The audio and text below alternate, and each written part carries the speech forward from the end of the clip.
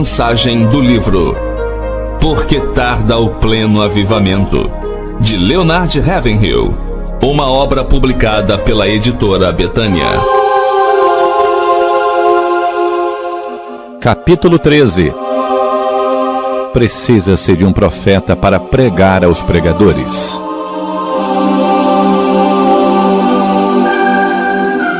Tentar fazer uma avaliação de João Batista pelos modernos padrões de espiritualidade seria o mesmo que tentar medir o sol com uma fita métrica.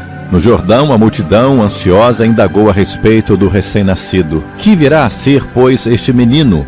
E a resposta foi: ele será grande diante do Senhor. Hoje em dia, a palavra grande se acha muito desgastada, pois confundimos proeminência com importância. Naquela época, Deus não estava à procura de sacerdotes nem de pregadores, mas de homens. E havia muitos homens, como hoje, mas eram todos pequenos demais. Ele precisava de um grande homem para uma grande missão. João Batista possuía pelo menos um atributo que o qualificava para o sacerdócio, mas tinha todos os requisitos necessários para tornar-se um profeta. Antes de sua vinda, o povo vivera 400 anos de trevas, sem um raio da luz profética. 400 anos de silêncio em que não se ouvira o brado: assim diz o Senhor. 400 anos de uma constante deterioração espiritual, e assim Israel, a nação escolhida por Deus, estava imersa em holocaustos, cerimônias e circuncisões, fazendo expiação com rios de sangue de animais e tendo por mediador uma classe sacerdotal rica e saciada. Mas o que um exército de sacerdotes não conseguiu fazer em 400 anos foi feito em 6 meses por um homem enviado por Deus, moldado por Deus, cheio de Deus e incendiado por Deus: João Batista. Concordo com E.M. Bounds quando diz que Deus leva 20 anos para formar um pregador. A preparação de João foi feita na divina Universidade do Silêncio. Deus matricula nela todos os seus grandes homens. Embora Cristo tenha feito sua interpelação a Paulo, um fariseu orgulhoso, legalista, de intelecto privilegiado e linhagem invejável, na estrada de Damasco, ele precisou passar 3 anos na Arábia para se esvaziar de tudo isso e desaprender o que aprendera, para que finalmente pudesse afirmar: Deus revelou-se em mim. Deus pode preencher num minuto o que nós levamos anos para esvaziar. Glórias a Deus! Jesus disse: ide, mas também ordenou: permanecei até que aquele que resolver passar uma semana fechado num aposento, a pão e água, sem nenhuma leitura, a não ser a Bíblia, sem companhia alguma a não ser a do Espírito Santo, ou sofrerá um colapso nervoso, ou terá tal experiência com Deus que sua vida e ministério serão revolucionados. Depois disso, como Paulo, ele será conhecido no inferno. João Batista ficou na divina escola do silêncio, o deserto, até o dia em que se manifestou ao povo. Ele quem poderia estar mais bem preparado para aquela tarefa de despertar de seu sono carnal aquela nação entorpecida do que aquele profeta queimado de sol, batizado com fogo e moldado no deserto e enviado por Deus? Nos olhos ele trazia a luz de Deus, na voz a autoridade divina e na alma o mesmo ardor de Deus. Quem perguntou: eu poderia ser maior do que João? É verdade que ele não fez nenhum sinal, isto é, não ressuscitou nenhum morto, mas fez muito mais: ergueu uma nação morta. Aleluia! E esse profeta vestido de couro, com um ministério de curta duração, era tão ardoroso e sua luz tinha tal brilho que os que ouviam suas mensagens fervorosas, candentes, iam para casa e passavam noites sem dormir até que sua alma se quebrantava em arrependimento. Entretanto, tinha uma doutrina diferente: sem holocaustos, sem cerimônias, sem circuncisão. Tinha uma dieta estranha, sem vinho, nem banquetes. Tinha roupas esquisitas, sem filactérios, nem vestes farisaicas. É verdade, Mas João era grande. As grandes águias voam sozinhas, os leões maiores caçam sozinhos, as almas grandiosas vivem sozinhas. A sós com Deus é muito difícil suportar tal solidão. É impossível apreciá-la a não ser acompanhado do Deus vivo, todo-poderoso. Realmente João conseguiu ser grande. Ele foi grande em 3 aspectos.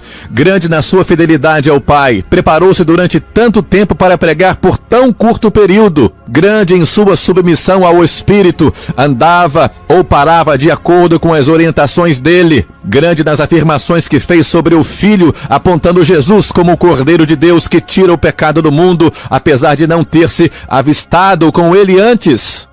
João era uma voz. A maioria dos pregadores não passa de ecos, pois se prestamos bem atenção, saberemos dizer quais os livros que andaram lendo, e notaremos que citaram muito pouco do livro. E hoje, só uma voz, voz de um profeta enviado do céu para pregar aos pregadores, conseguiria despertar o coração dos homens. Só quem tem coração quebrantado é capaz de levar outros ao quebrantamento. Irmãos, nós temos equipamentos, mas não temos poder. Temos ação, mas não temos unção. Barulho, mas não avivamento. Somos dogmáticos, mas não dinâmicos, vivos. Todas as eras têm iniciado com fogo. E todas as vidas, sejam de pregadores ou de prostitutas, vão findar em fogo. O fogo do juízo para alguns, o fogo do inferno para outros.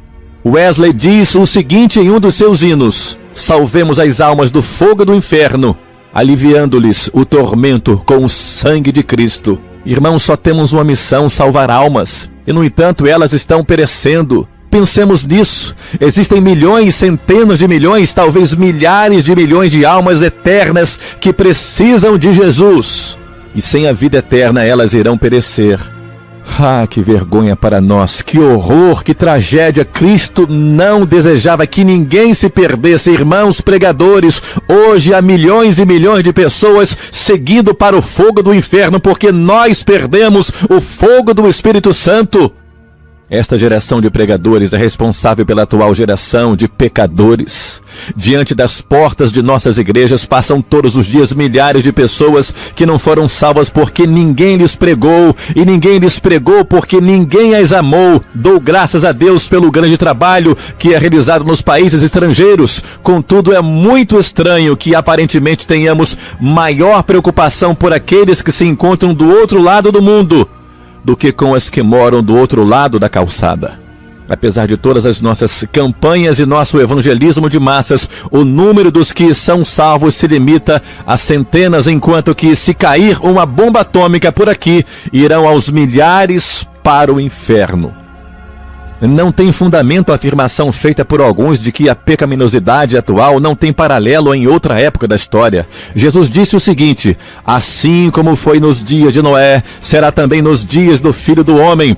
A descrição de como foi nos dias de Noé encontra-se em Gênesis 6:5.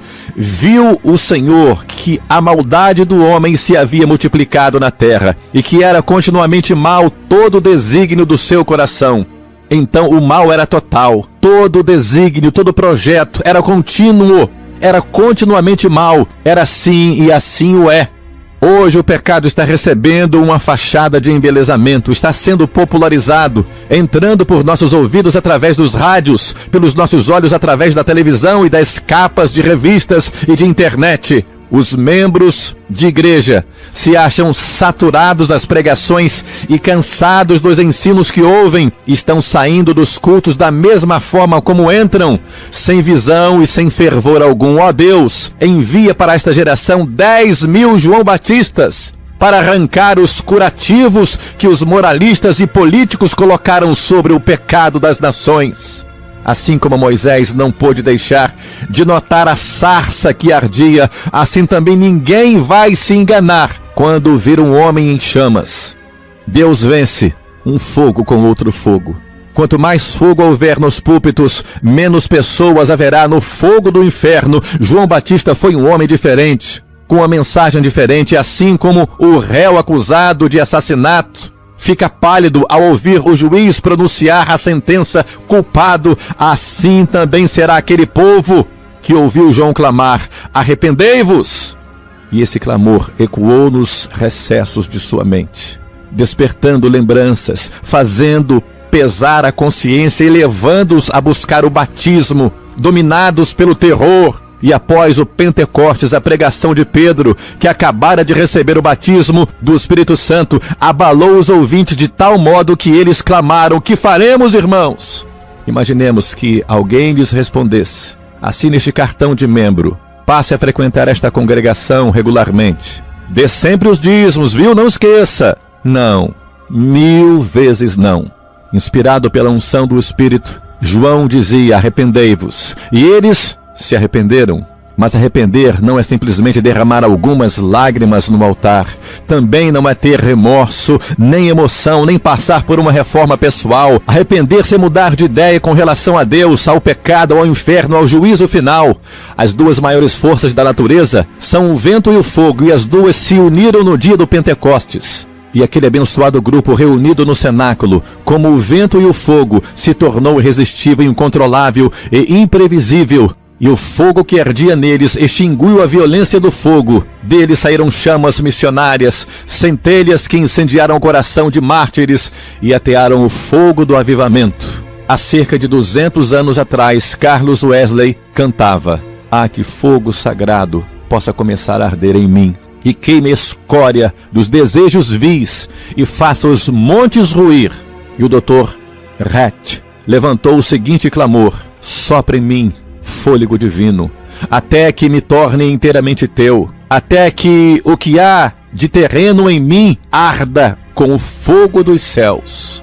O fogo do Espírito Santo destrói, purifica, aquece, atrai e enche de poder e amor. Existem alguns cristãos que não sabem precisar a data em que foram salvos, mas ainda não conheci ninguém que tenha sido batizado com o Espírito Santo e com fogo que não saiba dizer o momento em que isso aconteceu. São esses homens que abalam os povos e que conquistam para Deus, como Wesley, que nasceu do Espírito, foi cheio do Espírito e viveu sempre no Espírito. Os automóveis só rodam depois que recebem a centelha da ignição. As pessoas que não se movem nem se comovem são as pessoas que não receberam ainda o batismo com o Espírito Santo. Amados irmãos, a Bíblia fala de uma sentença mais pesada para os pregadores. Para eles haverá maior juízo. Tiago 3:1. Pode ser até que quando eles estiverem perante o trono do julgamento divino, os pecadores lhes digam: pregador, se o Senhor tivesse o fogo do Espírito, eu agora não estaria indo para o fogo do inferno. Como Wesley, eu também creio que os cristãos precisam experimentar o arrependimento. Claro, existe ainda um remanescente que continua com a centelha.